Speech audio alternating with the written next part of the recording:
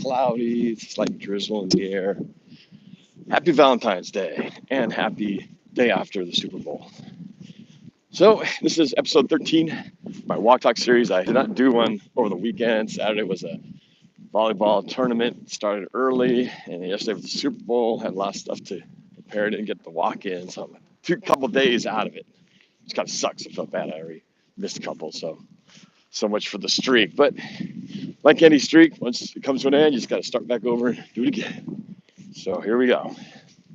But I wanted to just get a few thoughts on yesterday's end of the NFL 2021 season with Super Bowl 56.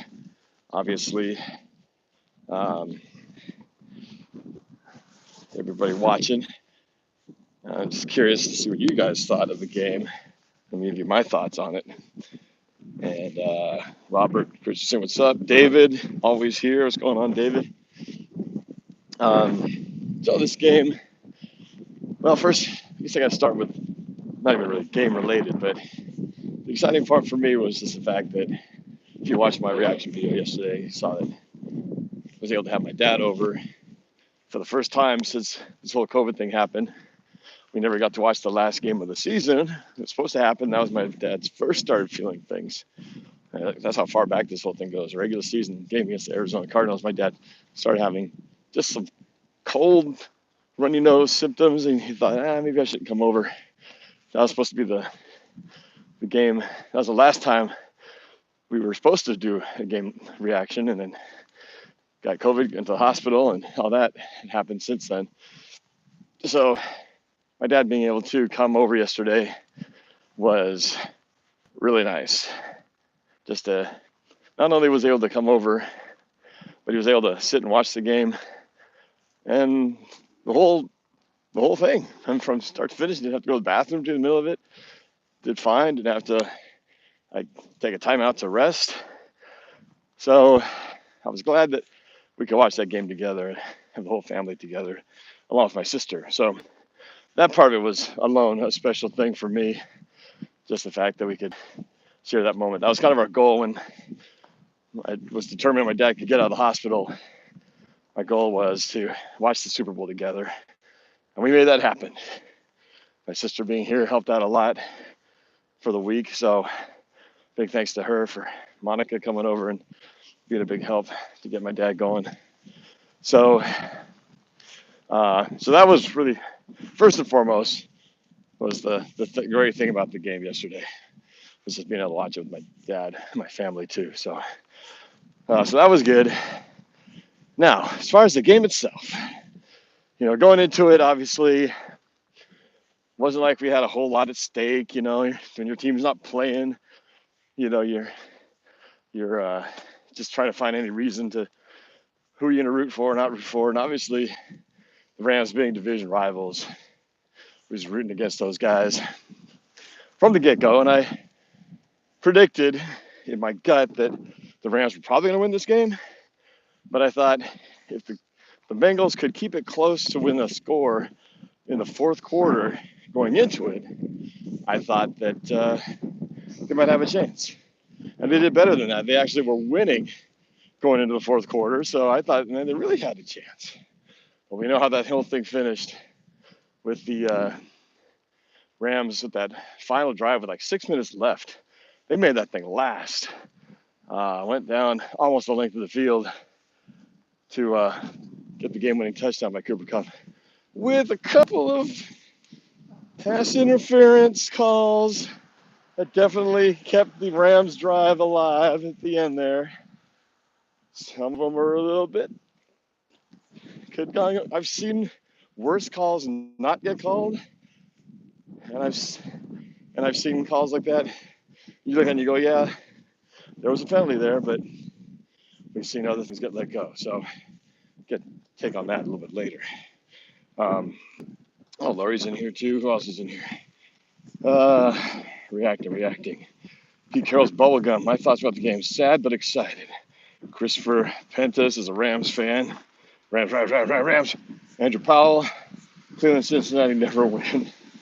Well, so far that still stands true. Robert Christensen made sure Rams won It would have been dirty if Bengals pulled it off. The Rams can kiss my you-know-what. Disney Adventure Vlogs. Next Super Bowl, it'll be in Arizona. Oh, my favorite place. Wouldn't that be funny if Seattle actually does make it to the Super Bowl? If it is, I didn't even pay attention to where it is next year. If it is in Arizona, back to the scene of the crime. Alexander Matthews, I couldn't watch the game, but I did see you and your dad together. Good stuff. Thank you. Aaron Donald is retiring multiple sources. When I made a tweet today, because I heard about that he was saying that if he does win it, he might retire. And that's one good thing. If I didn't even know that was a thing before this game, but if indeed he retires with having won this, well, that's one more pain in the butt out of our division. So good riddance. He's a good player, though. It just sucks when he's been wreaking havoc on you for so long. Let's see. Lori Cross, of course, is here. What's up? David Gribb's not happy. Brandon Rod, I won a lot of money on the Grams. Cheers to that. Well, good for you, man. Although I see everyone is happy this morning over that great Super Bowl game. Not, LOL. Andrew Peterson arrested. Yeah, I heard something about that. I haven't read the story, but I heard something bad happened to him. What the heck, man? Just keep your nose clean, boys. Congratulations, Cooper Kupp, that the others can retire. Yeah, Cooper Kupp. The only other reason I guess I was happy for the Rams winning, I've mentioned before on my channel that my business partner, Mike Lorraine, his best friend growing up in the Yakima area was Cooper Kupp's uncle. His name was Kyle Kupp. They were best friends. He was even his best man. He was in his wedding, and he passed away from brain cancer a number of years ago. So I'm happy for Cooper Kupp. He got the MVP, which I predicted. I said in my pregame prediction a few days ago that most important guy for the Rams is going to be Cooper Kupp, and he won the MVP. So no big surprise there. It's not like some reach. He was one of the best receivers in the league, obviously. And it was funny because if you watch my reaction, as the Rams were getting that final drive, I opened my stupid mouth and I said, you know what? The Rams really haven't been targeting Cooper Kupp. He's been really quiet for like the last several drives. And as soon as I said that, he starts making all kinds of plays. He gets that crucial fourth down end around play, which if they didn't get that, game probably goes to the Bengals. He gets the end around, the jet sweep, and then he gets pass after pass after pass, and ultimately the touchdown pass, the end to seal the game. So, I don't know.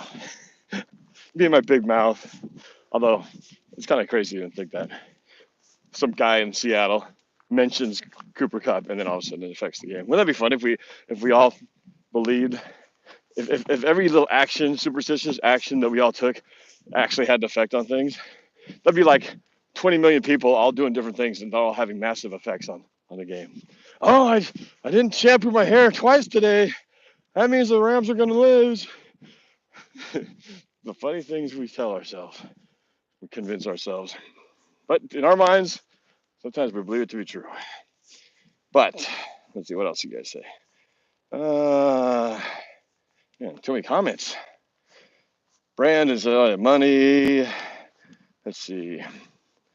Utterly random guys. It was a close game for sure. I'm happy the Rams won, but a hell of a good game for the Bengals. Your team definitely did a good job too. Yes, I said good morning to Lori. I wish the Rams would leave the NFC West. Yeah, just ship them out. Just make someone else's problem. But you know what they say, if you want to be the best, you got to beat the best. So say David, it was who wanted it more, and now we get to hear about it for the next year, LOL. Rosemary says, I'm sorry, Norb, but I'm happy Rams. I'm happy the Rams won. Must not be a Seahawks fan. I don't understand anyone who's a Seahawks fan could be happy the Rams won.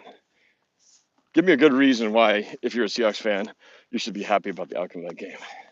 That makes no sense. Bengals got robbed, says Aaron. Lori Cross is happy about Cooper Kupp getting the MVP.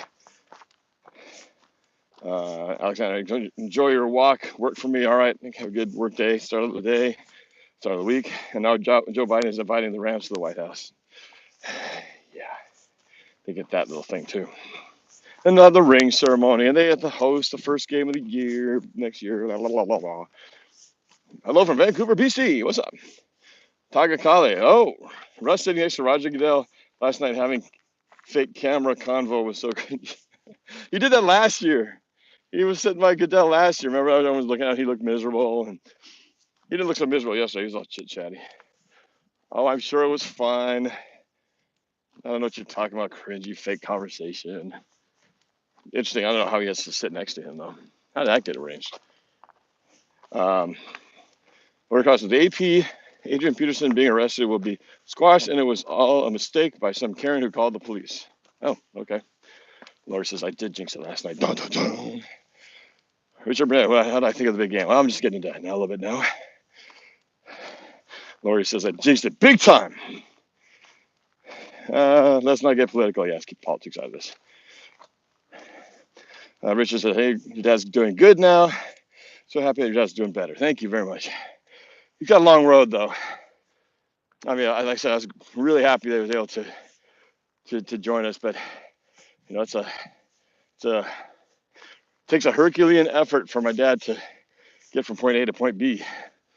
He still needs the aid of a wheelchair and a walker just to get here. He's not walking on his own yet, so still has a lot to do there. It's tough to see, man, because my dad's been one of the most active guys. Do it yourself. You know, if there's a problem, I'll solve it. That's what my dad does. He just ups and goes.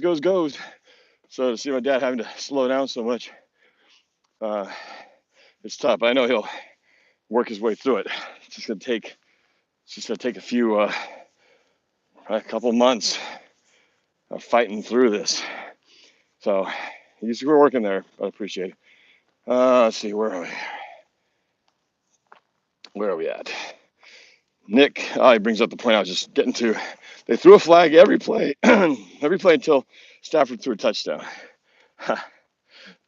Well, he did throw that first touchdown right off the bat, so he got one early, and then he got that later one. But I don't want to get to it. I'm going to save the pass interference rant for later. T. Higgins should not have got that touchdown after grabbing Ramsey's helmet and got away with it. Yeah, there was definitely a missed call there. I'll give you that on the opening play of the second half. Let's see what else. Nick says it was rigged. Trying to do this, not tripping. If Donald retires, then hell yes, Rams. P.S. There were bad calls on the Bengals, but that should have also been a face mask call. Yeah, we saw that definitely. Wide, very missed call right there. See, Disney Adventure Vlogs. You think since the Super Bowl game will be in Arizona, do you think Arizona Cardinals will go all in this time at their home field advantage? Pretty amazing that for 50-something years, no team has hosted the Super Bowl, and then all of a sudden, 2 years back to back, both teams do. That's an amazing coincidence, isn't it? To go 50 years without any, and then 2 years in a row they go back to back. I'm not saying anything about conspiracy theory or all that kind of crap, but it is pretty amazing that they pulled that off.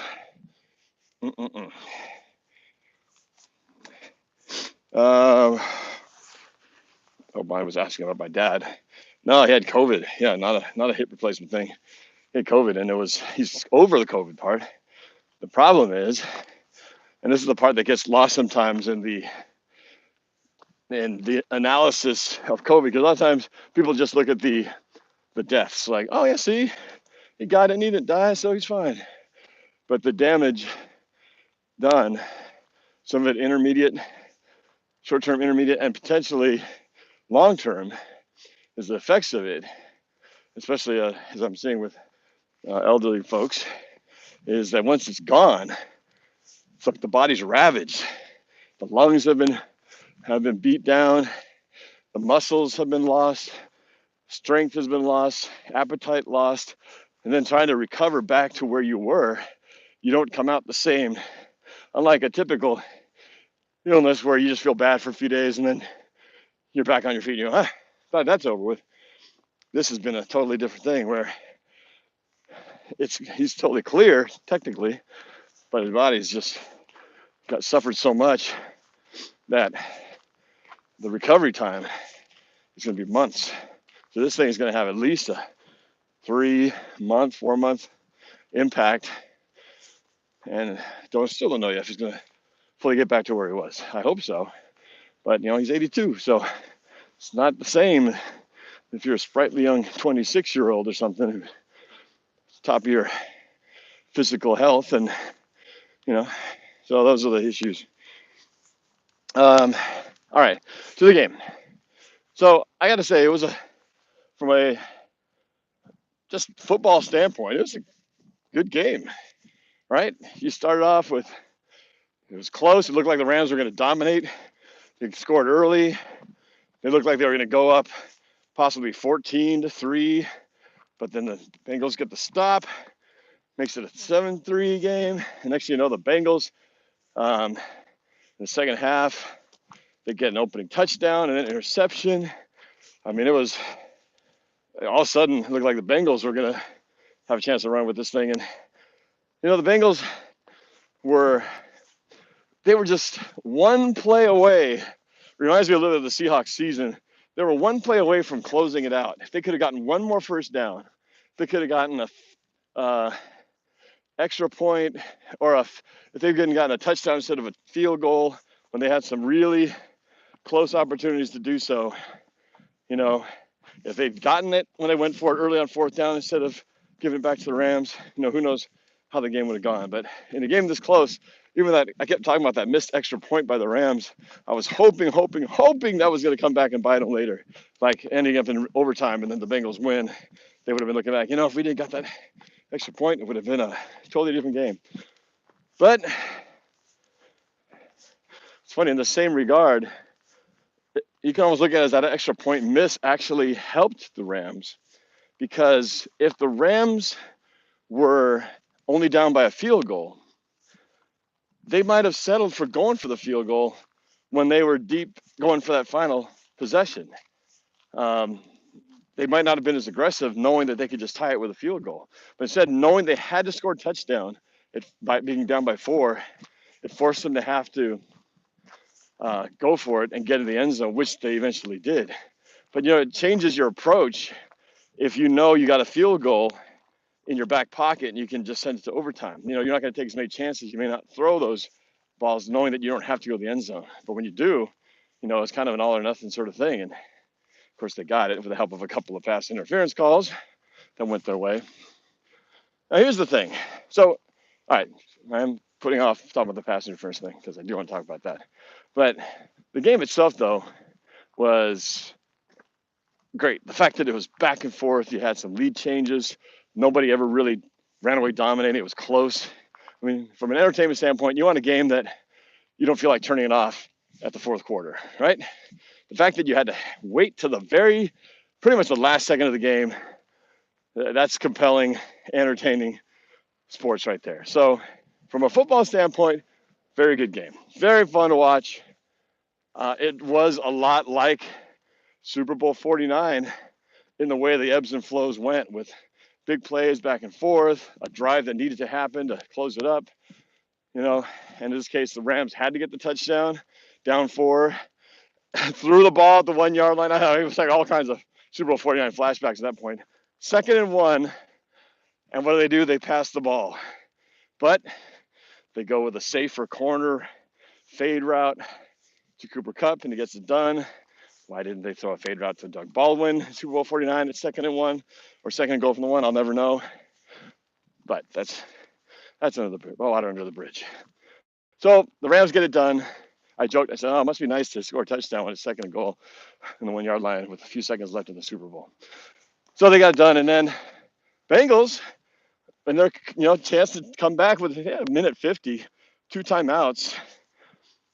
We argued, or me and my dad were making a point prior to that play, the touchdown, is that they should have just let them score. Because the Bengals had 3 timeouts. you felt like they were going to get in. First and goal at the 1, kind of impossible to stop that, right? I mean, it's happened, but you feel like it wasn't going to happen here, considering how much time and energy they exhausted trying to stop them getting at that point. If they did let the Rams score, which ultimately they did anyway, they would have been up by the same margin, 3 points, but the Bengals would have gotten the ball with one play earlier, so they would have gotten it maybe at the 2-minute warning, and then they would have had 3 timeouts. So while time wasn't the issue, because in the end, the Bengals ended up not converting a 4th down, so that was really the end of the game. It wasn't a time running out thing, so maybe time didn't matter so much. But it might have changed the play calling dynamic, because when you know you got an extra timeout, you don't have to rush and just kind of feel like you got to just make this play happen. But Aaron Donald, kudos to him, as much as I can't stand him because he's been so bad to us. He played a hell of a finish there, because he single-handedly basically won the Rams, ensured the Rams were going to win that game, because he gets the tackle. It looks like they were going to get the first down, the running play on 3rd and 1. Looked like he was going to easily get it. And all of a sudden, Aaron Donald just reaches out and just grabs him, stops him in his tracks, and stops him half a yard short, forcing a 4th down. And then, of course, who gets the sack on 4th down? Just like the way they ended the 49er game. Pressure by the defensive line of the Rams. Aaron Donald this time gets the solo sack. Burrow does get the ball out of his hands, but it's incomplete. But basically, Aaron Donald ended the game, 2 straight plays at the end. So, it's well-deserved. As much as I want to hate the way this game ended, he did play a hell of a finish. And that's the difference. So from a football standpoint, entertaining. A lot of things could have been different if one player, I look back at the Bengals game, Bengals side, when they had their previous possession. I don't know if you guys remember, number 83, I forgot his last name. He had what looked like it was going to be close to a first down, maybe a little bit short if he gets tackled on the spot. But he throws kind of an in route, and the ball's thrown right on the money. And he got alligator arms because he felt the corner or safety charging hard to his left, and I think he braced for impact before he caught the ball. And because of that, he short-armed it, never had the catch. I will never see whether he would have gotten the first down or not. If he made that play, amongst others, but that was the latest one. That was the last chance the Bengals had the ball before the Rams scored their touchdown. That was the play. They still controlled their own destiny. If they got in the first down there, they'd probably still be going. They would have gotten into field goal range. If they could have kicked the field goal, that would have made it at least where the Rams could only tie it and go to overtime.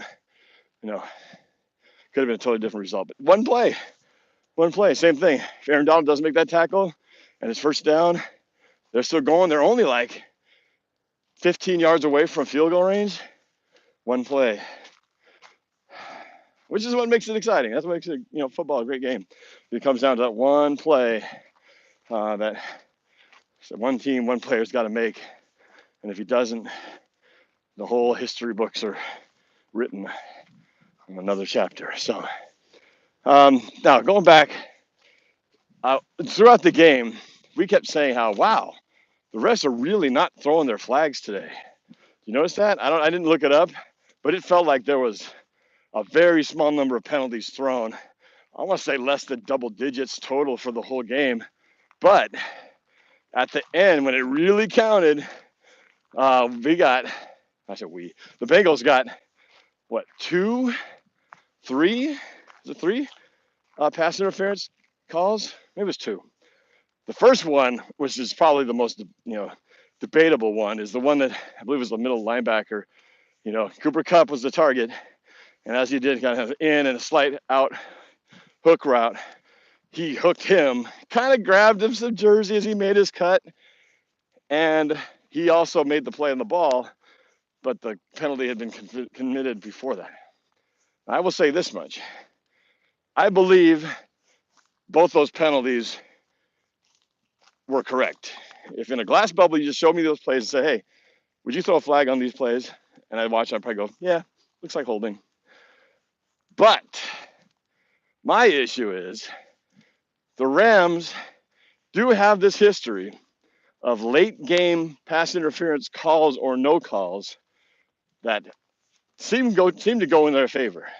I go back to the Saints in 2000. Was it 19? Forget 18. It was 18. Anyway, where the Rams went on to play the Patriots and lost. So, if you guys recall in the Saints game, the Saints had a drive leading up to what could have been a touchdown, or at least would have scored on that touchdown if they'd called pass interference. Egregious, really obviously bad. The secondary of the Rams player just leveled the receiver before the ball got to him. One of the most worst calls. In fact, it caused the pass interference replay rule to be in effect the following year. It was so bad. And that helped them get to the Super Bowl that year that they ultimately lost. Saints should have been in that game. Saints got screwed. So there's that one. And then, just more recently, in the last game between the Seahawks and the Rams, that play that ball was fourth down play was intended for DJ Dallas. The guy, the defender of the Rams, all over him, hits him early. Not only that, he never turns around to look for the ball. And he gets there, way before the ball, not even close. And they don't throw a flag there. So those are just two examples of two no calls late in the game when that play would have made a huge difference. The refs looked the other way. Now in this game, shoes on the other foot, right? Bengals are trying to make a play to stop, keep the Rams from staying alive. And what happens? It goes the other way. The Bengals have a much more tick-tacky 50-50 type call, not as egregious as the ones they had, and they throw the flag twice, ensuring that they didn't get the first one, they were going to get on that last one with the pass interference at the 1 yard line. Again, I'm not going to say they made these calls up, but if you just put all four of those plays back to back and didn't show the numbers or the colors of the uniforms and said, here's 4 plays, would you throw the flag on any of these 4 plays? The 2 Rams ones that didn't get called, you definitely go, oh, that's blatant pass interference. And then the 2 Bengals ones, you go, yeah, it's I've seen worse not getting called, but he did kind of grab him, did kind of affect his route. So I'd try to throw a flag on those 2.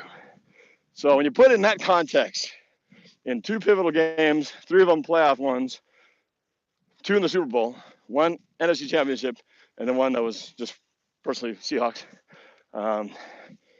Rams got away with a lot. Now people argue and say, well, Bengals got the no call when Jalen Ramsey got his face mask pulled. True. But it's the timing of these flags often that are more important than the flag itself. Because a flag at the start of the second half, granted, a touchdown is still a touchdown. And the game where the last play, if you don't make it, or this could end up resulting in the difference between 4th and 8 versus 1st and goal to 1, that penalty flag makes a whole lot of difference at that stage of the game than it does in the beginning of the second half. So I'm just saying, there's a lot of things that, looking at that, the Rams historically over the years have gotten their fair of favorable calls later in games. So that aside, I'm not going to talk about that anymore because I don't want to sound like a referee flag whiner, even though I spent the last 10 minutes doing so. But that's just my thought on it. Obviously, it won't matter. It is what it is. Another one of those dumb sayings, which I think is kind of silly. It is what it is. Whoa, that's profound. So the Bengals lose. There's a lot of injuries in this game. Both OBJ went out, and then it looked like maybe both quarterbacks had injuries that looked like might have knocked them out, but it didn't. Amazingly, these guys were playing on limbs that bent like Gumby. I mean, at first it was Matthew Stafford with his ankle getting caught up, rolled up underneath the player as he was getting sacked, and his foot went this way, and then it went this way, and then even more, and it looked like, oh my gosh, thing's gonna snap. He limped off the field, but came back. And then Joe Burrow's knee pretzel intertwining with the Rams lineman's legs. He looked like he was in worse pain than Matthew Stafford. He still went back in the game. So those guys were battling, not refusing to go out of the game, which is pretty cool. But yeah, I would have loved to have seen the Bengals win just because I felt like the Rams had so many things in their favor. That was hard to think any other result could not have been anything but them winning. Amazingly, it was as close as it was.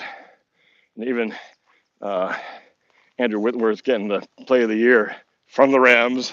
He just like, really? You're going to put all that together, and by chance too that the player of the year also happens to be the Rams player who's playing in the Super Bowl at home. I mean, it always felt as much of a home field advantage. That was a literal one, but the next closest thing would have been Super Bowl 40, Seahawks against the Pittsburgh Steelers. Another game, which I could go all day about the penalty calls in that one. But that was such a that whole Super Bowl felt like it was so one-sided.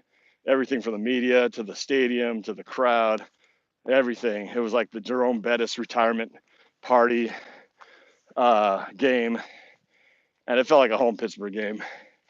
And the refs treated it like a home Pittsburgh game. Everything about that was such an ugly, unsatisfying game. One of the worst Super Bowls ever. Worse than Super Bowl 49, I'll say that much. I bet Super Bowl 49 was the most heart-wrenching. At least you can kind of say, well, we did that to ourselves in that one. The other one, it felt like everything was going against it. Took the fog. Should have 3 trophies by now, not just one. Zalonia. I agree. We should have 3. The teams we had were good enough to won 3. Sucks that it turned out the way it did. At the top of the hill now. This is the part where I exit the woods and underneath the power lines. Means I'm getting close to getting out in the street. You know, that's what's great and frustrating at the same time about sports, because when it does come down to one play, few inches here or there, one call, you know, one ref call, one play call, how the entire game can swing. On Saturday, I was watching my youngest daughter Vanessa's volleyball team. They were playing the first of their Power League tournaments. Power Leagues are basically where they play multiple tournaments, and you're basically playing the same regional teams of your age group. And if you keep winning, you stay in the top bracket. If you lose, you move down. So it's their way of kind of making the competition even, so you don't have like really good teams pounding on really bad teams. So if you're good, you stay up. So our girls team going into this they were in first place. They did really well. The previous seeding tournament ended up number 1. So they had a chance to win. It's the best 2 out of 3. So they had to win, first to win 2, moves on. And we were playing Sudden Impact. So our team is MPJ, which is North Pacific Juniors, playing against Sudden Impact, a former club of Vanessa's. And in the 2 games, we lost both. And it sounds like, oh, it's terrible, we got swept. But in those 2 games, we were up 23-21 both games. And if you know scoring in volleyball, first to 25 wins. So when you're 23-21, the odds are in your favor that you're going to win this, because you got one more, it's game point, and the next point, you're in. So 23-21 is a hard to come back from, but obviously it's only 2 points. Needless to say, the other team was able to basically rack up 4 straight points to win at 25-23, 25-23 both games. And you can't put it to one thing. It's like just little errors here and there, a little serving error that you miss, or a hit that just goes slightly out of bounds, or, you know, it was just a lot of that. And it's frustrating because you feel like we were the better team. We should have won that one. But it just didn't happen, you know. And it's hard to, you have these heart-to-hearts afterwards, the frustration of losing, and but you do have to look at it as, this wasn't the good thing. This isn't like the championship and it's all over. This is the start of a long season. So they'll be playing again, many opportunities to rematch. But it's really not a reflection of how the team is. It just was unfortunate timing when a combination of mistakes were made. And that's kind of how it is in all sports, right? The heroes rise up, they make those plays that you have to make. And if you don't make them, the drive ends there, or the point goes the other direction. And it's kind of any close game, no matter what sport it is, you're going to have those. And it's hard to live with when, especially in the Super Bowl, when it's the end of the line and it's like everything. And you work so hard for the 17-game season, fighting back to come from behind and win against AFC Championship game for the Bengals, and then to be so close and then at the end, give it up. On the other hand, if you're the Rams, you're kind of freaking out. And everything was playing out like I was hoping it would, where the Rams are off to start thinking, yeah, should be easy win here. And then all of a sudden, they fall behind. It's late in the game. It's like, oh my gosh, we're losing. We could lose this game. How is it possible? How can we lose a game where every possible advantage has been handed to you? I mean, you will never have as good a home field advantage and team than the Rams had yesterday, and they were losing late in the fourth quarter.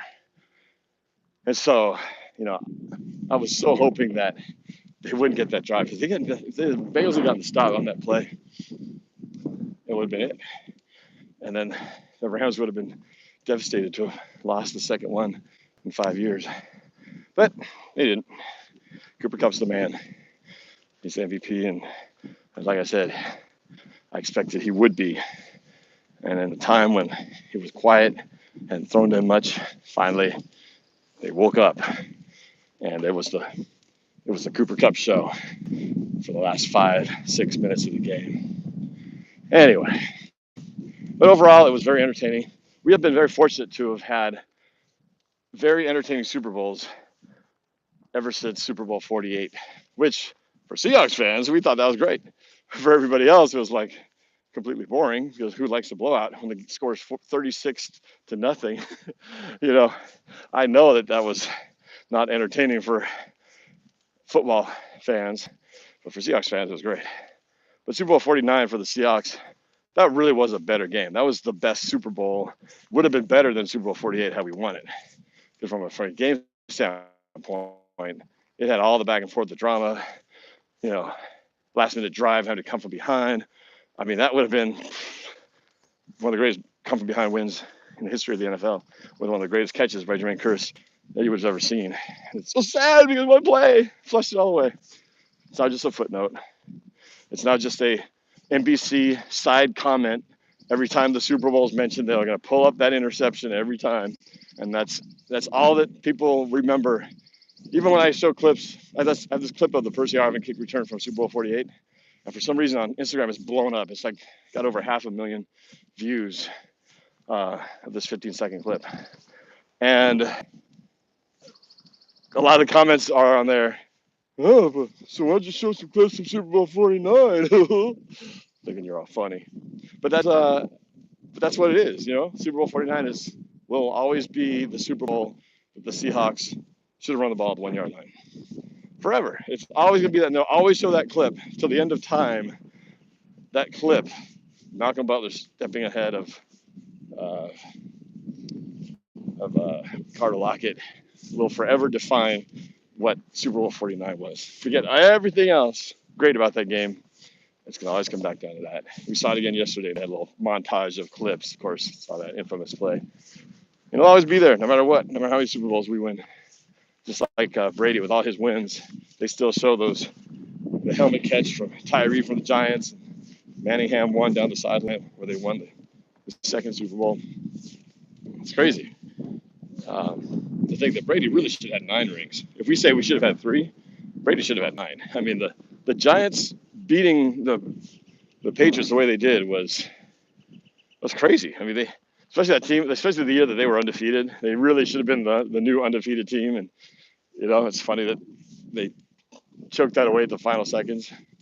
The helmet catch was the one that did all that. And they should have won that game, but they did. It's amazing that how much luck went wrong against them. But next year is going to be a whole other year. It'll be fun to see now that this is over. Officially, the 2021 football season's over. And I'll get to turn the page and talk about what we got to do, what are the new coaching staff going to do, what are the free agent moves, who's going to be back, who's going to leave, who we're going to pick up, who we're going to not pick up, who we're going to watch get picked up by somebody else. And that's going, why does Seattle never sign anybody? It's always the other teams, and we just wait until like the end of the free agency period and pick up some scraps. Are they actually going to make a splash move? That's not Jamal Adams-esque. We need pass rushing for sure. If anything proved it, that the LA Rams proved that pass rush wins Super Bowls. I should make a t-shirt that says pass rush wins Super Bowls. Because I think that's kind of the bottom line.